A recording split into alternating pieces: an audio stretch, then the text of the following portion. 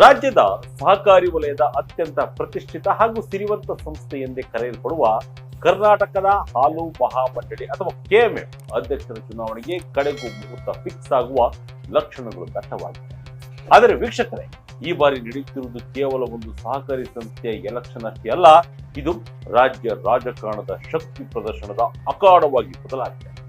ವಿಧಾನಸಭೆ ಅಥವಾ ಲೋಕಸಭೆ ಚುನಾವಣೆಗೂ ಕಮ್ಮಿ ಇಲ್ಲದಂತೆ ಕೆಎಂಎಫ್ ಗದ್ದುಗೆ ಹಿಡಿಯಲು ಆಡಳಿತಾರೂಢ ಕಾಂಗ್ರೆಸ್ನಲ್ಲಿಯೇ ಮಹಾ ಯುದ್ಧವೇ ನಡೀತಾ ಇದೆ. ಬರೋಬ್ಬರಿ 20 ತಿಂಗಳುಗಳಿಂದ ನಾನಾ ಕಾನೂನು ತೊಡಕುಗಳಿಂದ ನೆನಪಿಗೆ ಬಿದ್ದ ಚುನಾವಣೆಗೆ ಈಗ ಕಾಲ ಕೂಡಿ ಬಂದಿದೆ. 3 ಘಟಾನುಘಟಿಗಳ ಮಧ್ಯೆ ಪೈಪೋಟಿ ನಡೆಯುತ್ತಿದ್ದು ಯಾರು ಕೆಎಂಎಫ್ ಬಾಸ್ ಆಗ್ತಾರೆ ಅನ್ನೋದು ಈಗ ಭಾರಿ ಕುತೂಹಲ ಮೂಡಿದೆ. ಇತ್ತ ಸಿಎಂ ಸಿದ್ದರಾಮಯ್ಯ ಮತ್ತು ಡಿಸಿಎಂ ಡಿಕೆ ಶಿವಕುಮಾರ್ ನಡುವಿನ ಒಳ ಜಗಳ ಈಗ ರಾಜ್ಯಾದ್ಯಂತ ಕುತೂಹಲ ಮೂಡಿಸಿದೆ. ಇತ್ತ ಕೆಎಂಎಫ್ ಮೇಲೂ ಡಿಕೆ ಬ್ರದರ್ಸ್ ಕಣ್ಣಿಟ್ಟಿದ್ದರಿಂದ ಕದನ ಕಣ ಇನ್ನಷ್ಟು ರಣ ರೋಚಕತೆಯಿಂದ ಕೂಡಿದೆ. ಹಾಗಾದ್ರೆ ಆ 3 ಘಟಾನುಘಟಿ ನಾಯಕರು ಯಾರು? ಯಾವಾಗ ಕೆಎಂಎಫ್ ಎಲೆಕ್ಷನ್? ಸೋಲಿನ ಸೇಡು ತೀರಿಸಿಕೊಳ್ತಾರ ಡಿಕೆ ಬ್ರದರ್ಸ್? ಡೀಟೇಲ್ ಆಗಿ ನೋಡೋಣ ಬನ್ನಿ.